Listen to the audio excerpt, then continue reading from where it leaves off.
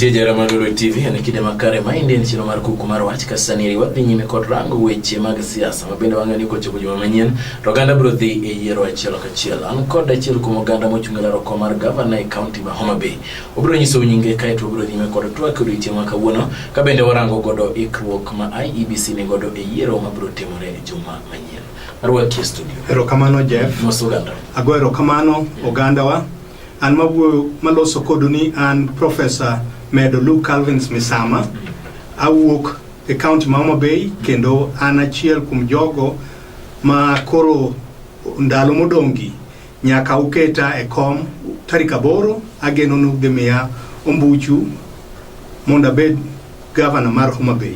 An gadieri ni mano dhi timore nikech sama ochopo ni adieri mar wache ni wuoyi mudendo ni Akubwa no ok nyal kata wuoyi mabe udendo ni Tiacha bok nyal. Sani dwaro ng'at ma wiye ler, ng'ama riek, ng'ama onge chilo mosemieno mondo ta Homa Bay nikech Homa Bay county wa mwahera ahinya nie chuodho moke chuodho nikech igni 4-5 mokalo onge dongruok manotime kako negore otim. Pesa manyocho chiw mag mond liete otigo e yore mag mibadhi kimiel go gi nyiri matich e dala mar Kisumu. An mawuoyo koduni Professor Misama geno ni wang'ni adhi bedo governor mar Homa Bay nikech kuom higni 4 mosekalo jo Kisumu nyo nigi hawi maber ahinya nikech jo Kisumu nyo nigi governor ariyo. Nyo gin gi governor matiyo godiochieng' ma en Jack Rangoma to kendo ne gin gi governor matiyo tieno ma nyo en Jack Odondo nikech en Kisumu nyo vacant. Omiyo sama professor donje ni adonjo office manyo ni vacant nikech mane gima nyo timore. Onge governor manyalo bedo mar Homa Bay to ni eno nindo Kisumu. Homa Bay ok ochiewe, omiyo ot ma ok ochiewe ok ing'eyo gik ma timore kata motimore. Koro an gi chir ni jothurwa un muwinja ni ma professor ngire ng'ama wiye ler kendo ng'ama osebedo katiyo e pinje mopogore opogore, an gi experience mag pinje mopogore opogore madwa na kel mondo dong thurwa Homa Bay kae. Nyo utimo makosa ahinya. Erokamano nya professor kapok idhi nyime nyiswa ni in ng'ama olony e weche mag sheria, ng'eyo ni weche mag chike bere kanye kama profession mari bende nitiere. To nyisa ni bende nitiere makosa kadipo ni governor nitiere chik ma wacho ni governor ok onego bende nindo e county moro, bende nitiere makosa kanyo. Kae to bende chik wacho ni Kisumu ne nitiere kod governor ariyo. An kaka ng'e Kisumu nigi governor achiel ma en Jack Rangoma, ariyo en governor mane to ka ng'ato en governor moro to wuok odhi obed e county moro yueye bende nitiere makosa. Makosa to nitie. Mokuongo onge odiochieng' moro kata mana e piny mar Kenya onge chieng' miniwinj no President Uhuru tiyo Nairobi to kachopo dhiambo odhi nindo Dar es Salaam kata Dodoma pile. Mano ok nyal yie nikech to be very honest awiti dak Kisumu nikech o take advantage ni jo Homa Bay wege nindo. Ta adwa na nyise ni mano orumo. Jo Homa Bay dwaro governor modak Homa Bay kendo otiyo Homa Bay kendo nindo Homa Bay kendo winjo problems mag jo Homa Bay. Te thuolo ni nyen makosa maduong' kabisa ni governor en obiro tiyo godiochieng' to gotieno en governor ma Kisumu. Ang'o manolawo Kisumu? Dak kanyocho dwaro kata miel to ger kuma ber minyal miele Homa Bay mondo jo Kisumu bendo kel pes gi ma Kisumu ka biro miel kendo nindo Homa Bay. Koro nyo hinyo Homa Bay. Pesa ma omi jo Homa Bay bo kotiyogo to en bende ok ogero Homa Bay. Koro thuolo ni an gadieri ni sa osechopo. Ndalo modong' matin ne less than a week. Maesa manyak wakele lokruok e dala mar Homa Bay.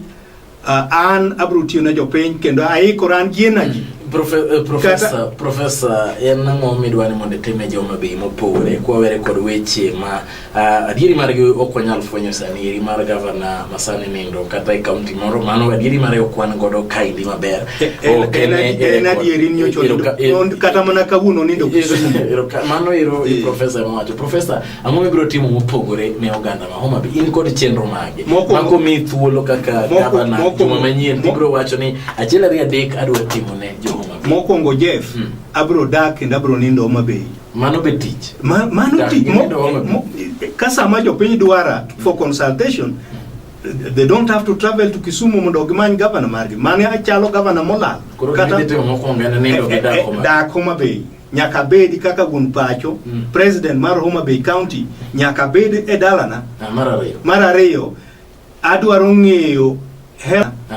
mar ariyo mar economy ma Homa Bay treasury dero mar Homa Bay adwa ng'eyo ni to ang'ono mantie modong nikech kadiponi county treasury nyogi chwero dero te abro dwaro na nyis jopiny abro dwaro ng'eyo ni to economy mar Homa Bay ochwer dero teni otigo de weche mag dongruok kod weche mag recurrent expenditure kose chwer ni pesa ni okoti pesa ng'eny pesa kotiyo kiweyo mag recurrent expenditure nitie kata jo sirkal jomanyo tiyo ne county government Homa Bay nyaka sama wuoyi ni poko chul gi msara nikech pesa otiyo kumachielo nitiere jok manyocho timo contractors mang'eny manyocho tiyo Homa Bay poko chul inyiso gani pesa Nairobi to nyochi winjo kama luor kero Uhuru Kenyatta wacho ni pesa mane dhi county te no se oro koro mago Homa Bay gi samoro giliero gimoko kata wiyien gi dhi Homa Bay to kaka ng'eyo oti kodgi e yore moko ni kare koro the next important thing madwa ng'eyo en hali mar the treasury mar Homa Bay government Homa Bay County government wach mar thieth idwa loso na Homa Bay nikech ang'eyo ni nyaka sani ere ripode mosebedo kawuok koni kod kwa chene ni gwenge mag Luo Nyanza to kotene gi kod Homa Bay kata kute makelo tuo mar ayaki prevalence mare pod ni malo mapek miwuoro ma indi ne kalo kod weche mag lupo nikech ng'eyo ni nam ni e gwenge mag Homa Bay chenro ni ere ibro temo mondo timie health is a devolved function which mag thieth kata mag gero kunde thieth mago tich county government te thuolo ni nitie pesa maromo milion 700 manyonego be nitie weche mag health Homa Bay ema koro sani itiyogo e yor campaign iketo ji ni pango line ni ing'iewogi adwa nyiso jopiny mano pesu manyo ose kaw pile jakuko kwali to kidwok ni jiri koro miyo ma pesa masani itiyogo e yor campaign kendo gitiyo kode yo marach giketo ni gigonyo ji ni ilu awinjo ni dende ni standing allowance ka okelgo kaka erike osechakele no ke kinyiso jeneri headline tipo mamano bende a chik mar electoral law is illegal ng'ama chung as a candidate okoyie ni mondo igony jopiny adharani kaka gitimo to gin gitime kendo joma timo campaign ang'eyo kata achiel kuom jogo matiyo hospital Mandhiwa sani mochung ne campaign mag the outgoing governor Suba South kocha okonego tim gigonyo ganda mano gigonyo gin ke giparo ni ji ofugo to sani jo Homa Bay ahinya Jeff anamor gi mine ma Homa Bay mon ma Homa Bay ma dikelo ro ki winjo ni Professor Misama odonjo kaka governor credit mi joma mine gi youths gin gi decide joma ke dhi kuonde nyane liel moro Kanyada ayudo joma bundi gi dongo gin gi wacho injili ma 6 piece nya woro gi ma koni to bwana jogi be wigi ber kara ila wunyo nwango ko wach 6 piece liet mo bolo ne pangalo wacho ni miaur mar kaka bedo ker mar maru to diere ka manyura manya jo motegno kaka Professor Misama to me obed governor ma joma liere kod Raila gise liere for the last 20 years magi miyo kod no be koro chako ti to jama wacho mar 6 piece ni eri ka gen jo duondo bura moro bende nitire makosa ka gi campaign ne duondo bura mare no mi jogo e mai mage timo ng'eni ba ng'eny jowa Jeff okodhi school kaka di school kata jomoko di school omiyo nyo gin gi yie nikech ng'eni e ODM wan go ODM ariyo gin nitie brand mar ODM miluongo ODM nomiya joma jopiny nok dwar to migi miya certificate to nitie ODM nomaya joma ne jopiny dwaro to nomagi certificate. Koro nitie ODM nomiya to go ODM nomaya. Koro jo nomiyagi e joma campaign for 6 Ps. Nikech kaka nomigi nomination certificate giwuoro ni sani yiero ma koro wadhiye ni mar IEBC ni ni be migi gima kamano onge kendo ok bidhi timore. Omiyo an gi chir anyalo nyisi ni an independent candidate kendo alama mara en akuru maler kata akuru marachar ma en dalili manyiso kwe kendo telo. Adwaro ni jopiny omany akuru maler to kum joma chungo te be an kende matiko timo buch sabun. Koro yot jomok nyal somo manya picha mar ng'ama tiko timo buch sabun. Ero kone nya professor obro kaw yo matin ka itwa duogo kwa duogo wach mar health kana penyi ka kibro loso poki wach mar adwa wacho yodhi wili doke wach mar 6P ma yo DM to ini chung kaka independent candidate ne gobeni wuo mana oganda kaka in ma wacho no health oko will health wadhi yueyo kiduogo tede ler onge wacho. Ero kamano wakaw yo matin ka to bro doga chiel ka chiel gi professor Medo Luke kamano wakaw yo matin ka running mate mare ne oringo owuok ne kang'ane to odhi simo na mondo nyiso kod gore to wuodh ni eri wuodh matimo kod professor Luke Calvins Medo Misama.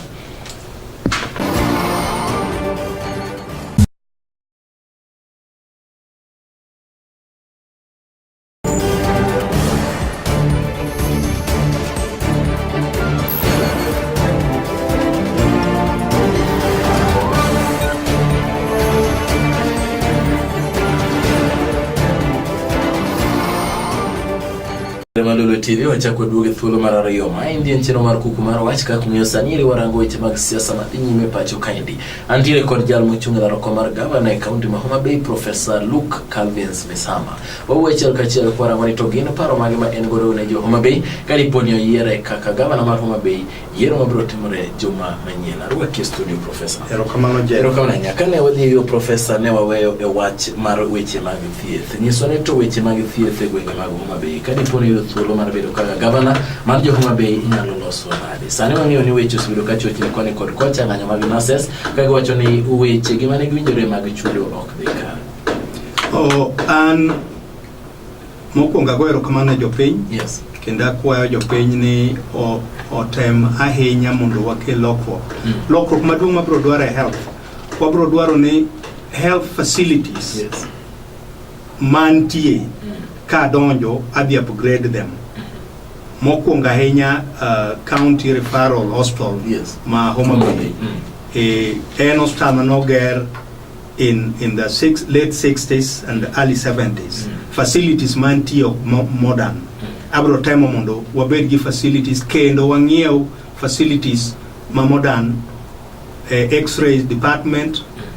Wabro dwaro wabed gi facilities madwarore, ultrasound and all those things ma modern.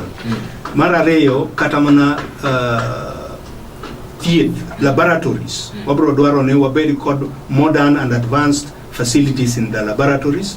Wabro dwaro ni radiology departments. Yes. Wabed go maber manyalo yuayo kata daktere ma Nairobi kata Mombasa kata Kisumu. They will be happy to come mar tiyo Homa Bay nikech facilities nitie. Kuonde mang'eny manya wuotho kago campaign. Nyo an kuonde miwacho ni mine ma pek kasa magidwa konyore moko konyore kata wi pikipiki nikech ka gilawo kuma hospital nitie. Kuonde mang'eny achano ni abro gere health centers. Yes. Mang'eny nikech ndhiwa dwaro kuonde go rangwe nyanwang'o kantie kuonde mang'eny madwaro kata mana Homa Bay county constituency nitiere kuonde nyan kumoro ni Nyagedha kendo nya promise ni ka dhi to nyaka wager negi health center. Abro dhi timo mano. Mopogore gi mano wabro dwaro ni wabed gi kuonde be ma itime advanced research for weche mag thieth.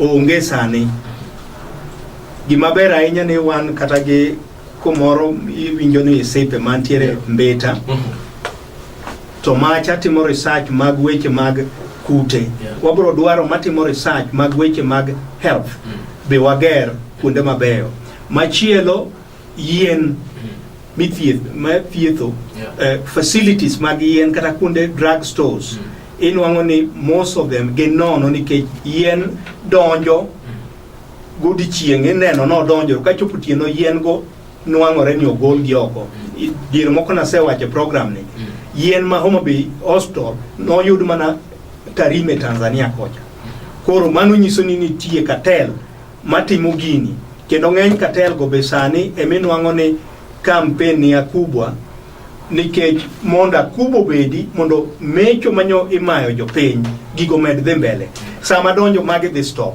omiyan gadieri ni health what improve nurses gi other health workers wabro dwaro ni chudo margi otimre sama owinjore ka nitie winjruok ma county governments obedo go kodgi mondo obed respected.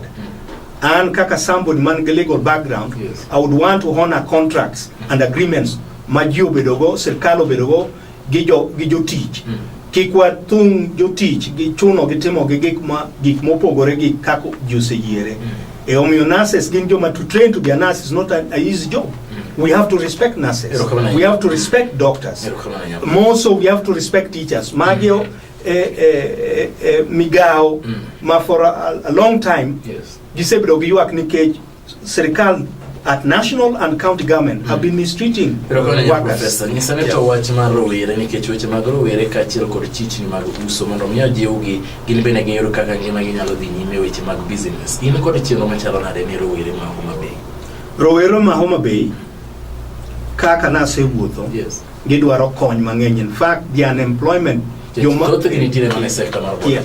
emagintie to ng'eny gibe jomosomo mali gin nyithindo mosomo to gitiyo mana gi certificate gigo kaka pilo tije onge nikech an kadonjo gima dwa dhi timo adwa na bed kod data manyiso ni nyithinda di mosomo to nigi certificates mag gik magisomo to onge tich nikech ok nyal timo kony ka ok gi enough information manyiso kaka situation en koro abro dwaro enough information every sub county under what they call ward administrators. They will be tasked to give me that information so that we see how we can kakwa nyalo konyo nyithindwa. There are so many matiyo kata boda gi nyithindo mosomo maber to onge tije ma boda giduoge mana kaka plan B or plan C gimane gisomo chok ogetim. Koro miyan sama donjo my team abro bedo kod a team my cabinet jomatindo mong'eyo problem ma jomatindo nigo so that wakony oganda wa oyud tije. Nyawacho an kadonjo jomatindo abro dwaro especially jomanie border adwana sirkanda okony gi los SACCOs mondo wang'iew negi modern buses more than 100 buses go dwaro no odhie route stem e Kenya kai to it will be controlled from Homa Bay. Managers mage nyo kan kumoro nyocha romo gi youth agenda Homa Bay ka jokopere na yudo ne achiel kum joboda go inwanka moro ni degrees even master degree to gemotimo en mani oriembo boda ko na nyiso no merin ka donjo idhi bedo manager ma manage this SACCO mabro control buses nikech pile anwango ni samoro katiyo gi public transport kido buses gi ng'eny buses are from Kisii. Homa Bay onge jomose invest buses kori nwango ni mama kadhi wuoth nyathine imako bade irwake mtoka machielo msik mama ni itere mtoka machielo mama ni be okia kuma bag ne nitie okia kuma nyathine nitie adwanu mondo wa restore dignity mag jo Homa Bay citizen ma Homa Bay kage travel Jeff kakine ni rwak maber okni iketi e bas ma oriu kaka misike ma samoro misike oket kuma ber molok madhano bede to ma wane manyak watim nikech as a county what one we invest mondo con youth in the transportation sector man will employ a large number of people my youth masane area border under my leadership abro dwaro ni migi training as drivers kendo migi training ma medo gibedo gi good PR ka gidil gi the public okio moro ma kidhi e bus park to imaki ka gima ne kia samani ayot ni ayot ke idhi kanye adwa ne wakel respect sanity in the transport industry, and it will employ, as it is now, many of our youths. Ero kama nya professor running mate mari ne owe o no kowea no. Running mate mara ilungo nyo ilungo ni Mark Olanga Mala donate nyocha sayudo report 2 weeks ago ni akubwa nyo nedwa ngiewe ma I'm sorry to say en wuon nyoge miye 5 million mondo oringi owea kato dhi obedga kubwa 5 million mano miye ni omiyo dhi ofuko ne okokonyo jo county ma Homa Bay bokokonyo jo Ndhiwa nikech nyo Ndhiwa in gi adieri mar wach no ironi omiyo omenda madiro no miye en wuon nyo admit nyo miye pesa no koro miyo weyo camp mari oweyo camp tana neno ni ya en kijana ma koro sa yonge running mate aonge running mate but I will be the governor to chik wacho na chikwacho ne ya nikech ringo mana kodong ka joma manyien ji dhi e yiero ringo na iwinjo gima ne timore jogi nosenwang'o na pek negi momiyo nok gimanyo running mate mar Magwanga mondo ging'iew nok gimanyo Tom Alela mondo gimaye running mate ng'ama ne ging'e pek kabisa en Professor Misama koro mane momiyo running mate yo mane momiyo maya to gima timore ni bedo ni omaya go ana neno ni adonate mondo kony akubwa ong'e kisungu mitiyo go maber ok mag thing 1 thing 2 makoro thingo mana ji koro anta donate odhi okonye kono mondo bedie ng'at manyong'eyo ni being a statesman okitugi gi jopiny ma sa te obedo situation manyien wango ni chieng' moro wiyo wil ko address Mulur Amolo kar wacho ni right honorable eno wacho ni late honorable koro adwaro ni wuoyi matene ni gimonyalo timo monyalo konyo gae nyathi mariek puonjo osiepna no ni mae kaka iwuoye public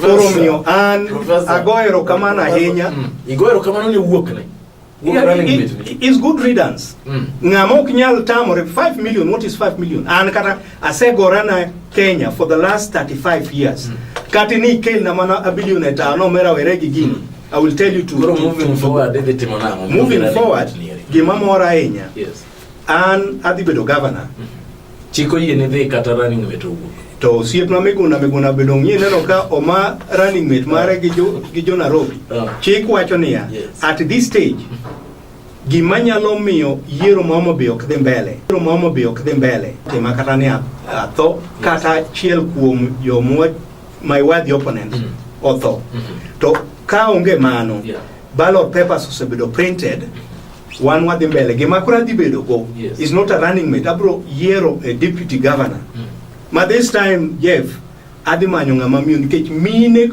ok miyo koyie mine are more principled in Homa Bay more than men omiyo this time and also because of gender parity adhi manyo ng'ama miyo as a deputy governor koro miyo ka ung'eyo ng'ama miyo motegno manyalo siro professor running county ma Homa Bay mane madhi dwaro to ka wacho ni odhi sira weti sani wacho ni luonge ni Mark iparo ni mind dong moro kile mikatola ring no I don't feel it nikech nyocha contribution mare was very minimal the truth be told nikech nya winjo ko wacho e gazette ni en owea nikech okia kuma yude funds to kata ena kia kumoyude fund kata Jeff kumiyude funds akia koro it doesn't have reason but for me I feel ni donate reason mano golo ene ni okonge kumiyude omenda kumayude omenda tangama agama onge goko so oneno ni ne no an argument mofuo angama lich ngire mangima ngamo setie pinje madongo nyaka America nyaka Australia nyaka Europe koro tabu mane en go en ni kumiyude omenda to koro en moero yudo mare million abich no dako nyis the public ni anero akubwa no 100 million monda we ngire gikonya nikech for me they have given me free publicity nikech media houses mang'eny osegocho na nito professor makoro running mate mari odheni Mano ne was a standing mate, not a running mate. A running mate udhi go nyaka tol. To mowa ogie diere ni. Ma is not even a running mate. Mano is a standing mate. Koro eno stand kanyo, ero nyo gonye nikech iwinjo ni nitie gima miluongo ni gonya standing allowance. Ero nyo akubo omiye standing allowance. So let them stand there, but let them use time mondo gilan kaka pinyen. But as far as I'm concerned, o join yie masiko nikech akubwa okinyal bedo governor mar jo Homa Bay kaka ng'eye nyo go governor county ma Homa Bay piny be ong'eyo pesa mag mond liete olal, pesa mag nyithi kiye olal, pesa mag jomong'ol olal, pesa mag contractors poko chul nyan kata yo madhi turwa Yosindo ma Ambeta opogore gi yo ma Ambeta ka Homa Bay, yet negin same tender.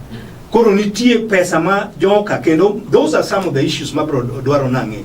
Ang'o momiyo barabara cha pesa dhi kanye mano nego be nigero go barabara maber kaka barabara mamoko. They were under the same tender. Koro ukora nitie general. Professor Juma manyien oganda dhi e yiero. Iparo ni ikruok mari chalo nade to IEBC ti paro ni kore machalo. Un kaka candidates who feel nade? An gima ng'eyo ne wadhi e yiero. An awuon aseikora. I have my agents all over. Yes. And I'm ready myself to take over the leadership mantle from Cyprian Awiti, and I'm ready to work with Joma Ohero Homa Bay, Okjok Madwaro Nego Homa Bay. Homa Bay Sani, Homa Bay government, and Homa Bay County is almost on higher dependency unit. Almost kajiyo timo makosa no chakodoka wete. Todhi bede ICU kae totho. Koromio, I'm ready to take over the mantle from Cyprian Awiti from 9th of August kayiero oseng'e. Gima kwaya hinya ne johera na kata jogo endo mapod okong'eyo ni ang'omo onego tim. Akwayo uni woguru gokinyi kabisa gombolo mondo theg jochungi. An ayie ni aseikora mar telo ne Homa Bay County kaka governor maru. Kendo abro tiyo ahinya mondo mi yudhe tich to gi joma mine adwaro ni mine matimo ohanda swekra wakony gi gibed gi kuonde ma ginyalo tiye makata ka koth chwe to gin safe. Osani ng'eny mine matiyo wala mar swekra onge gi kuonde ma gitiye maber. Abro dwaro kuonde moko be nyo an kata kumoro ni omoche ei game neo uwuondi gi nikelo negi the solar lights manokel kanyo okliel. Abro dwaro ne kuonde mang'eny ma mine ma swekra tiye wakelo negi solar light achiel kende is a very good system en 10,000.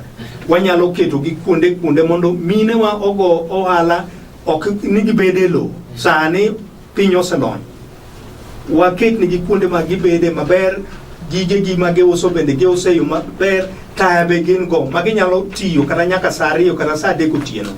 Ska donjo abro dwaro ni Homa Bay County, particularly in Homa Bay town, yes, wachak ohala waluongo ni 24-hour economy. Ok ni kachopo saa 4 to ji dhi nindo.